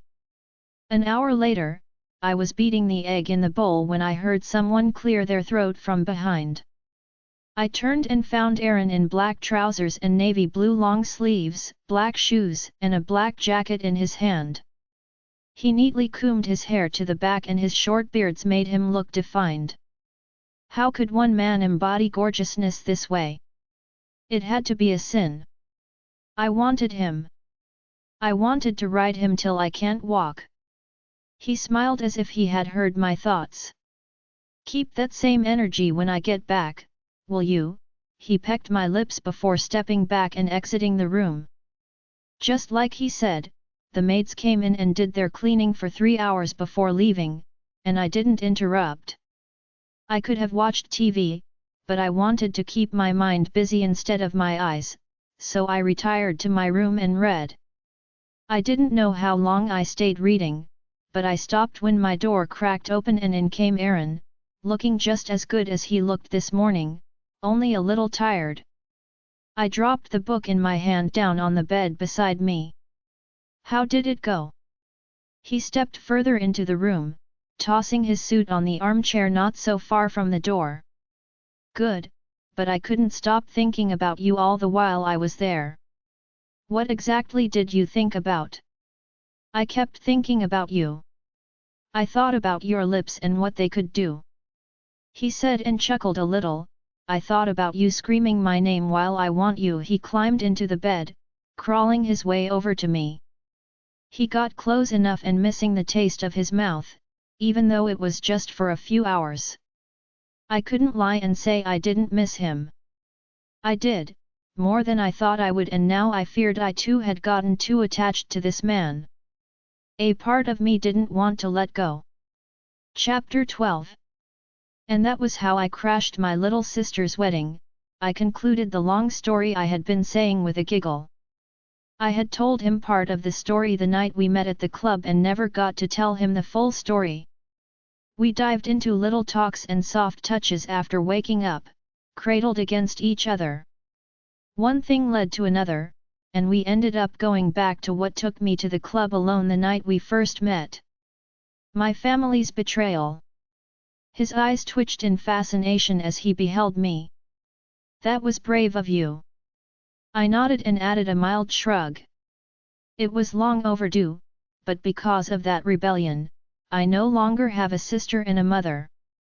You never had them in the first place, he said. I sat up and folded my legs in a yoga style, holding the bedsheet under my armpit to cover my upper body. Enough about me. Tell me about you. Any brother? Sister? Lover? He hesitated, and my eyes weakened. Please don't have a lover. His eyes narrowed at me, but I continued to speak. It's not because I want to be your lover, or look forward to a relationship with you, but I don't want to be that girl someone cheats on their partner with. He smiled, and his dimple came into play, sending shivers through me. He reached out and pulled me against himself and our naked bodies touched. Don't worry, I don't have a lover, he replied, and the tightness in my chest reduced. Well, you already know my name. I have 2 younger brothers and a sister, Yvonne, Damer, and Ceci Hart. We lost our parents when we were much younger. Being the oldest in the family, he probably had to take care of every one of his brothers and sisters. This made sense of how he knew how to cook and also show so much care. Must have been hard on you, then. What makes you say that? Because you're the eldest and most of the time, the oldest becomes responsible for the rest of their siblings, sometimes putting their wants and needs aside and sheltering those of their younger ones. He shrugged and pulled me closer, so my body pressed against his. It was worth it in the end, and today I get to live my life without having to worry about their safety since they are all old enough to take care of themselves now. When I met this man at the bar 2 days ago, I didn't see myself getting this close to him. Here I was now getting to know him, despite knowing that tomorrow I would be back to my old life, moving on like he didn't exist. The idea of a life which this gorgeous man wasn't a part of didn't seem right to me, and I might never get used to it. "You're thinking," he said, kissing my shoulder and yanking me back into reality. "Just thinking about the weekend. It's gone the way I couldn't have guessed in 1,000 years. Does that make it good or bad?" He reached out to stroke the side of my face. "Definitely good." His smile deepened, and he pulled me so I was now on top of him. I couldn't get past the reality that I affected this man. I didn't know what I did or how I did it, but this Aaron wanted me and was attracted to me. I saw how much pleasure he got from this simple act, and it fueled my confidence. I had topped no one in bed before, but I felt motivated enough to try. I did my thing, and the look he had on his face showed he had placed a lot of restraint on himself to let me do what I wanted to do with him. A mixture of both pain and pleasure appeared on his face. "Zera." I held onto his hand, squeezing it lightly. "Aaron," I moaned. "Would you consider staying if I asked you to?" "Stay?" I asked, and my lashes fluttered to find his blurry image before me. "Yeah, with me." "Well, for how long?" "For as long as you want." "As what?" "As whatever you like." I loved the sound of that. Yes, I had grown attached to this man, and it seemed he had grown attached to me, too. I've known him just for a short period, yet it felt realier than what I had with Owens for 3 years. He felt true and my soul reckoned with him. It was a perfect match. It wouldn't hurt anyone if we gave it a try for much longer. I reached out to stroke his face, the sleepiness state slowly disappearing from me. "I'd like that very much. I would need to think about it when I'm awake, though." He grinned and rested his lips against mine. "Sure, take as much time as you need. Come to bed, yet." I beckoned, already pulling away the bed sheets to give him room. He slid in behind me, cuddling my body against his, and I can't remember much of what happened before I fell back to sleep. Chapter 13. I woke in bed to see the day had broken. It was finally Monday, and a part of me had wished this day wouldn't come because I knew what it meant. Mondays meant returning to our normal lives. This life, although brief, felt more real than anything I've ever experienced in all my 21 years of existence. It made sense why I didn't want to let it go. Even the best of things has an end, I've been told, and this would not be any different. I had to ready myself to get back to my real life, the one that waited for me outside this beautiful penthouse. Would it be so wrong to stay longer? He affected me the same way I affected him, so I wouldn't be overstepping in wanting to stay, but this was my heart talking and not my head. I knew better than to overstay my welcome. The part of my senses which took notice of my surrounding finally kicked in, and I realized Aaron wasn't in bed with me. It was weird considering he was nowhere in the room, either. That didn't deter my plans. Today was my last day, and I needed to get ready to leave anyway. My heart hurt at that line. I made my way into the bathroom, and after showering up, I got dressed in the dress he had bought for me on his way home from his business meeting on Saturday. The yellow sundress complemented my hair, which was now in a bun, and gave my face a bold look. I stared at myself in the mirror and, finally feeling satisfied with the person staring back at me, I exited the room. I climbed down the stairs, and I could smell the aroma of the toasted bread. This must be why he didn't stay in bed with me. He was thinking about what I would eat on my last day with him. A man after my heart, sad today would be my last day here. It didn't have to be. If he wanted me to stay, he would say it. Aaron was a lot of things and shyness wasn't one of those things. Just then, the memories of the discussion we had during the night surged into my head and I remembered everything. It felt like a dream, but it wasn't. He asked me to stay longer, he asked for more. He wanted this just as much as I did and he made the move last night and asked me to stay. I inwardly face-palm. I had told him I would think about it only to wake up without the memory of the discussion. Way to go, Zera. I had nothing to think about anymore. I wanted to stay with him for as long as possible. He also told me I could be whatever I wanted. I wanted a title. I've never done well without one. So a girlfriend sounded perfect. My heart beats only for him anyway, so it's about right. I didn't think I would find myself feeling this way about someone within such a short period, especially after Owens, but fate has once again played its card. Maybe I was making hasty decisions, but a wise man once said, "You only live once and I'd like to make the most of it." I made my way into the kitchen, but just like in the bedroom earlier, I saw no trace of Aaron there.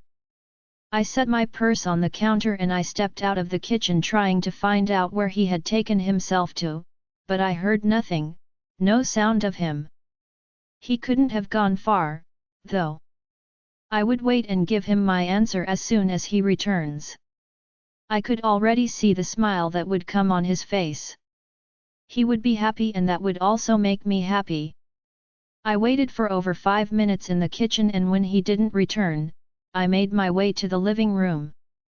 My ear soon picked up a faint voice I placed as Aaron's as I stepped in and I guided my legs to the glass window of the living area and saw Aaron on the balcony. He held his phone to his ear and seemed to be on a call. So that's where he is, I thought, and turned to make my way back to the kitchen, where I'd wait for him when I heard. They need to find her, Damer. I don't think I'd find a genuine sense of belonging until she's found and brought to me. My mind raced, thinking about the meaning of what he just said. He was looking for someone too important to him. I tried to think up the answer, but I knew I didn't hold that. The one who did was Aaron. I knew I shouldn't listen in on his calls, but I couldn't help it. I wanted to know who it was. These last few days, I'd been with him. He had expressed composure and self-control and now, speaking about this person had robbed him of his calmness and self-control. It was a side of him I didn't know existed, a side that came off desperate and out of control. He waited, listening to what the one on the other line had to say, before speaking. We belong together and I don't think I can hold on any longer without her. She's what I need to be complete. My heart squeezed in my chest at his words. There was someone out there, someone he cared so much about, someone who probably left him. He told me there was no one when I asked, but there was someone all along. It made no sense. If there was someone out there he cared so much about, why did he ask me to stay last night? Why did he act as if there was no one? What did he hope to gain? Simple. It's easier to keep you around that way. It didn't sound like what Aaron would do, but that's what he had done. He was the same as Owens, they were both good-for-nothing liars. I felt betrayed, and it hurt even more because I had trusted my heart to his care, thinking he would be better. I guess I was foolish. I never learned because if I did, I would have done better. I wiped at my teary eyes and blinked the rest back before turning away. He didn't deserve my tears, and I didn't want to shed any for him. I made my way from there because I didn't want to hear any more. My heart won't be able to take it. It was best for my sanity that I distance myself, and so I did. I returned to the kitchen and acted as if nothing had happened, and after a few more minutes, Aaron returned.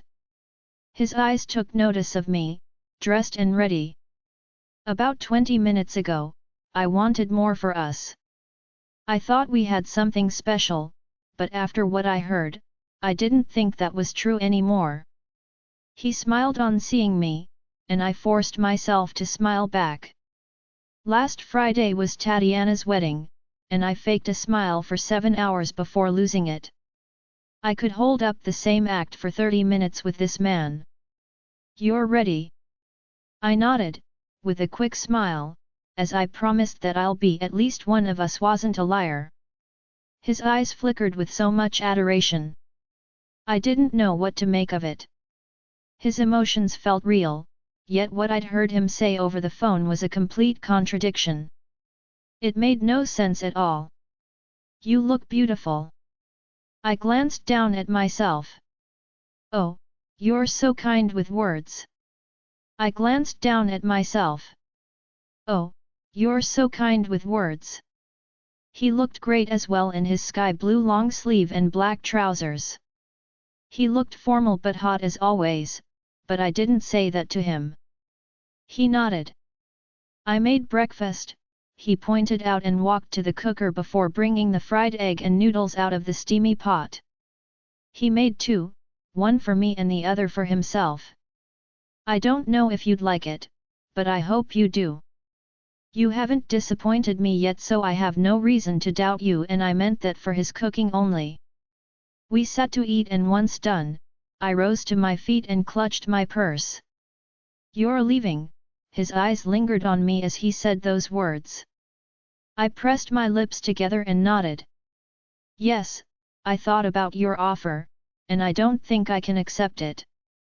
Hurt flashed in his eyes for a second before vanishing. Okay, it's all good. I'll take you to your place, he suggested, rising to his feet along with me. No, you do not have to worry about that, Mr. Hart. You have been most generous. I will find my way. His brow arched. You're sure about that? I don't mind. I held a bright smile on my face. Yes, I am. Thank you for the amazing weekend. You're welcome, but it won't be complete if I don't at least take you to your home. I will go straight to class, not my hostel. Then let the driver take you. He glanced at his Rolex before looking back at me. He will be here in 2 minutes. I sighed in defeat, knowing there was no way I'd win this. I didn't want to have anything to do with him anymore, but he kept insisting. I didn't blame him, he didn't know I know what I know. Fine. He smiled and drew closer, and my stupid heart picked up its beat at his nearness. He leaned in and took my lips between his for a soft kiss that brought back all the memories we had made this weekend. If only I hadn't heard him on the phone, they would have been perfect. We heard the car horn and knew that was the driver he spoke about, but he didn't stop kissing me. I kissed back, my right hand coming up to stroke his bearded face before breaking away from the kiss. I have a class to meet, and if you keep this up, I will miss it. I said, as if that was the reason I broke off the kiss. He licked his lips and nodded. He dipped his hand into his pocket and pulled out a card. I will return to the UK tomorrow, but this is my number. You can reach out to me whenever you want, and you can come and visit. He told me, his eyes hopeful. This man was the most confusing man I ever met, and I didn't know what to make of him anymore. I will think about it, but no promises, I told him, collecting the card from his hand and slipping it into my purse. He nodded with a smile and kissed my lips one last time before backing away. I waved at him, knowing that I would never see him again. The reality of never seeing this man again hurt, but it was better than the fantasy of believing we were something when we weren't. He lied to me, he gave me false hope and played with my heart. I'd slap myself in the face before I'd give him a chance again. Memories of this weekend would be just that, memories. End of Part 1. Chapter 14. Part 2. 5 years later. I heard you might get Lecturer of the Year with the pace you're heading. Daniel Spear spoke, falling in line with me as I made my way from the lecture hall and towards my office, which was the left way down the staff room. I rolled my eyes, but my cheeks heated at his bold proclamation. I'm just doing my job, Mr. Spears, I answered. You're doing more than your job. The students love your class, and you have held a record-breaking attendance at the university ever since you came. Let's not forget you broke a record for being the youngest professor this institution ever had. These are more than mere proclamations, he gushed out in awe. My cheeks were burning at this point. Okay, he was right. I've been at Harvard University lecturing courses in medicine for the past 2 years and I've secured 3 awards so far. The first was the youngest professor the university ever had, the second was the most engaging lecturer, and the third was the most outstanding. I've heard that I might take home 2 awards during the Lecturers and Professor Award night, which was 3 months away. The reason was that my course this semester, Medicine 101, had a 99% attendance as compared to the other courses, despite it not being so when the old professor took the course. You know I'm right, Daniel said as we both stepped into my office. I set down my bag on the mahogany desk, which had assignments and group projects piled up on it. I don't know what you want me to say. His brown eyes rolled. Say thank you, say I hope so. Anything but the noble I'm just doing my job speech, Zera. I suff and pulled off my glasses. Fine, thank you. Are you happy now? He grinned and bobbed his head. Yes I am, a little. So what are your plans for this weekend? He asked, his brow of interest rising. I will be spending time with Zion this weekend. I sat in my chair. He heaved a dramatic sigh, his eyes dropping. Ah! My forever competition for your heart and attention. I glared at him. I couldn't believe he just thought Zion was a competition. My heart isn't something you have to compete for. You either have it or you don't. Well, do I have it? You don't, I replied with a frank tone. His eyes dropped. Oh well, that sucks.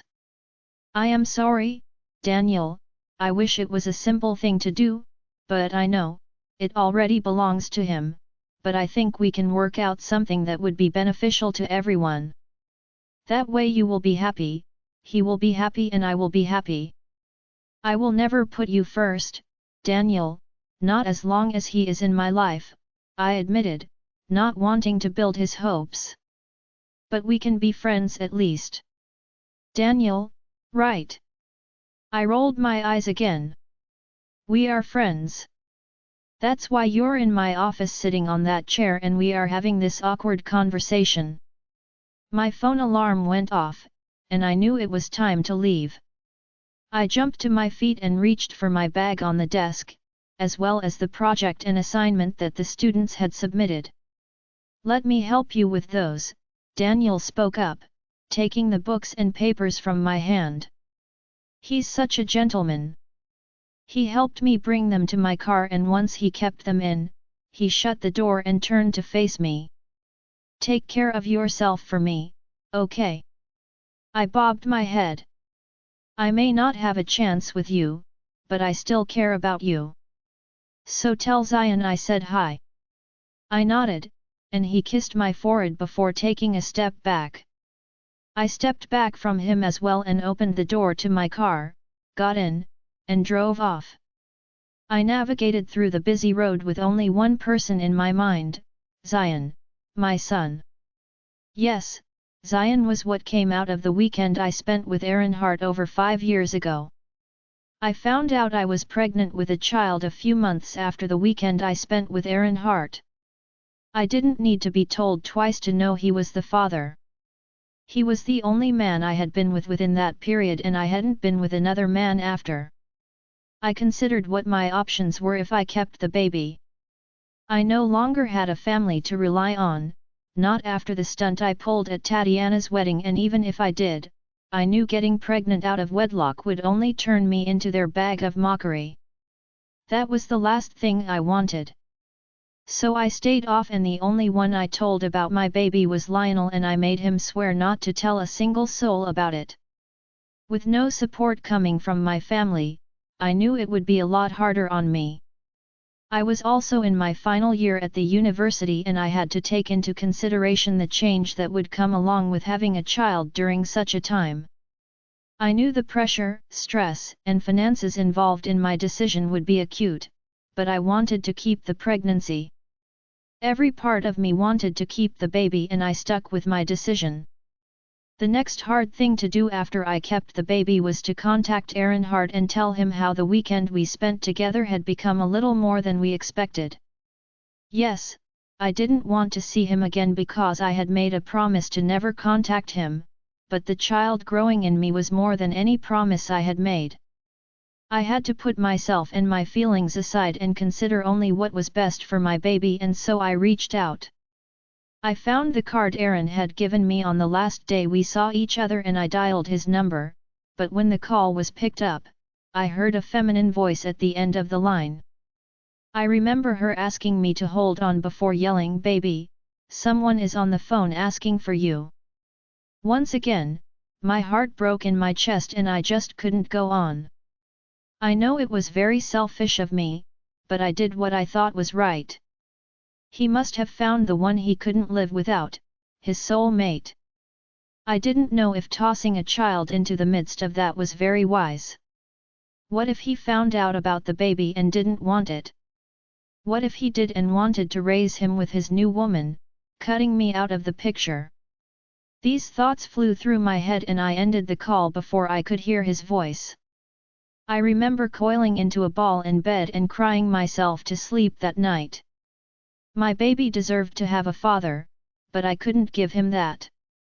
So I tried to make up for him every day by being with him when he needed me and providing as much as I could.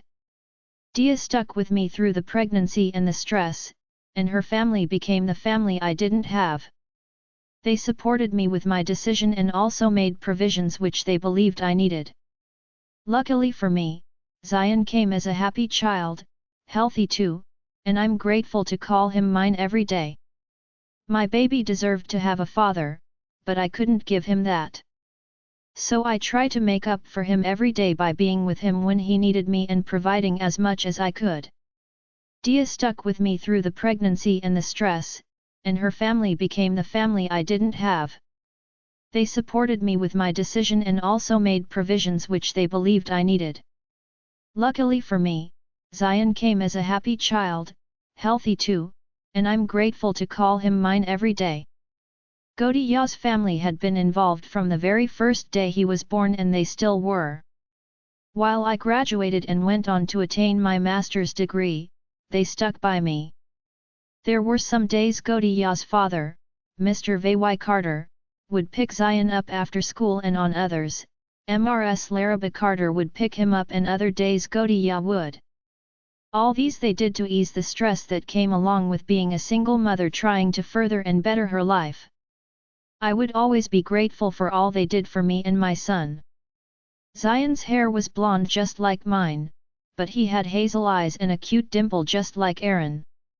He also had his smile and the little magical flicker that Aaron always had when he was fascinated or excited. He was a happy child and so far had brought nothing but joy into my life. He was more than I could ever ask for and the comforter I needed most days. If I had the chance to go back, I'd choose him all over again. I stopped at the daycare car park, turned off the car and got down. I hurried into the classroom, where he was seated and waiting for me on the left side of the room with his bag and lunch box packed. Mrs. Loretta Big, his class teacher, saw and offered a smile, which I returned immediately. I scooted to hug him and he wrapped his arms around my neck like he usually did every time I came to pick him up. "Hey, my love, Mommy is here." I pulled away to stare at him. "Hope today was fun, as always." "It was, Mommy," he said, his eyes flickering with much delight as he rose to his feet. "Good afternoon, Ms. Adams," Loretta spoke, making her way over to where we were. "Good afternoon, Loretta." I turned to her with a smile. "How was today?" "Very well, thank you." "And how was work?" "Good too." "How's he coping though in class?" I asked, a little curious. "He's better now." My heart warmed up to hear it.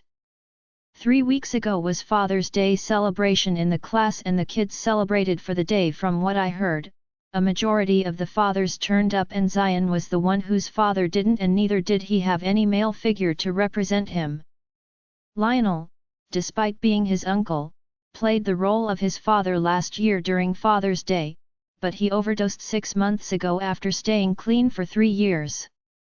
We thought we lost him, but good things we didn't. He had been in rehab ever since with the hope of once again getting clean. His absence was hard on everyone, especially Zion. Chapter 15. I remember the day Lionel overdosed. I came with Zion to visit, just like we had initially made plans for, only to find him unconscious on the floor with a needle plunged into his arm. I called the emergency line immediately to come over to the house. I didn't let Zion in, and neither did I let him see Lionel when the medic came to take him away because I feared that would leave a bad mark on him. We were, fortunately, able to stabilize him, and the doctors told him he had injected more dose of heroin than his system could carry. I told them he was clean, but they told me he might have stumbled back into abusing and felt too ashamed to tell me. The doctor told me if I had gotten to him later than the time I had, he wouldn't have made it. Lionel pulled out of the state of unconsciousness a few weeks later. I came with Zion over to the hospital to visit, and there I met with Betty, Tatiana, and Owen for the first time in almost 2 years. I would not forget the look Betty gave me and Zion that day, and all she said was, "Who's the unfortunate fellow that knocked you up?" I was furious, and I wanted to respond with something equally nasty because, for someone whose son almost lost his life to an overdose, she had all the venom in the world anyone could think of. She didn't deserve respect, and I didn't want to give it to her. Then I realized that Zion, my son, and the only one I cared about, was with me. He didn't deserve to see that throwdown, and also Lionel would not have wanted that either. I saw Owens and Tatiana at the hospital, and I caught Owen staring once in a while at me. I ignored every of their attempts to rile me up and kept visiting until Lionel regained consciousness. He checked himself into rehab the same month he left the hospital and had been there ever since. We kept close contact on his progress and health, and he promised to get better. I hadn't seen any of my family in the past 6 months, nor did I contact them. They weren't worth it 5 years ago, and neither were they worth it then. Godiya told me a few months ago she had run into Owens at the store with his arms around another woman, and all she did was chuckle as she walked past them. She told me to rejoice that I dodged a bullet, and I do every day. I want to feel sad for Tatiana, but that was the same thing she did to me when she thought I was the one with the problem. Hopefully, someday she realizes who she married. Lionel got discharged 2 weeks ago, and Zion and I had gone to visit. Zion expressed sadness that he had missed his Father's Day event at the school. Lionel apologized and promised he would never miss it again. Zion believed him, but he remained moody. Hearing he was getting better made me happy. There is a notice in his bag, and he has a little homework as well. Please ensure he does it. Loretta informed me with a friendly tone. I will supervise his homework today, I promise, I said, grabbing his lunch box from beside him as I took him into my arms. See you tomorrow then, Ms. Adams. Zion waved at her as we exited the classroom and I brought him into the car and strapped him in. Can we get ice cream, Mommy? He asked, his eyes lighting up along with his question. We can, but you have to promise you will eat the vegetable I'll add to your meal tomorrow. He nodded, I promise. Then it's a deal. I drove us to Domino Restaurant a few miles away from where we lived and once parked, I helped him out of the car. He hopped in excitement as we approached the entry point of the restaurant. We stepped in and I approached the young man at the ice cream counters, flashing him a quick smile. Can I get 2 medium cups of ice cream please, chocolate flavor and strawberry? Zion always fancied the vanilla flavor ever since we started coming here 2 years ago, but 3 months back, that changed and he switched to the chocolate flavor. Vay had given him chocolate flavor at his place and he loved it and had since made that his favorite. All right, ma'am, he said and turned to the freezer behind him to grab the order from inside while we waited patiently. Once I paid, I handed the medium cup to Zion without fear that he would make a mess because the boy might be just 4, but he already knew how not to make a mess of himself whenever he ate. That was self-taught. He mumbled a cheerful thank you and I smiled at him in response. His smile always made my day and warmed my heart. My smile faded when my eyes flew across the road and they landed on none other than the man I left in the past 5 years ago. Aaron Hart. My face paled up and the smile I had on disappeared. He stood across the road in a white long-sleeve shirt tucked into a pair of trousers. Unlike 4 years ago, he no longer had beard on his face and his hair was longer. He had a grimace on and that wasn't a look I was quite familiar with. My heart doubled in its beat and my brain immediately shut down for the next minutes that passed. Many thoughts flew through my head at what his sudden appearance would mean. Yet I couldn't think of the next move to make. I felt a tug on my hand and looking down, I met with the worried eyes of Zion. Are you okay, Mommy? He asked with a concerned look in his eyes. My eyes traveled back across the road from where I had seen Aaron a moment ago, but I did not find him there. I glanced around, trying to find where he might have gone, but I couldn't find him. My attention returned to Zion, who still had a concerned look on his face. My hands tightened around his and I led him towards the car. I opened and strapped him in before entering and driving away from the restaurant.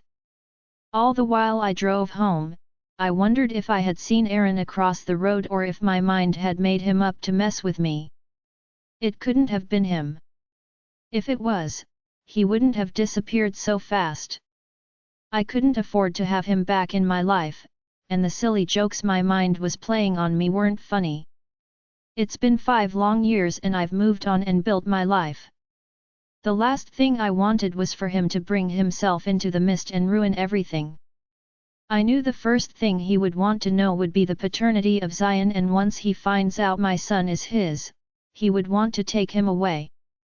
He could do that. He had all the power to, and it would be within his rights as a father. I didn't want to share my son with anyone, not even Aaron. Join our Facebook and WhatsApp group for more updates. Link is given in description. Rest audiobook will be continued in next episode.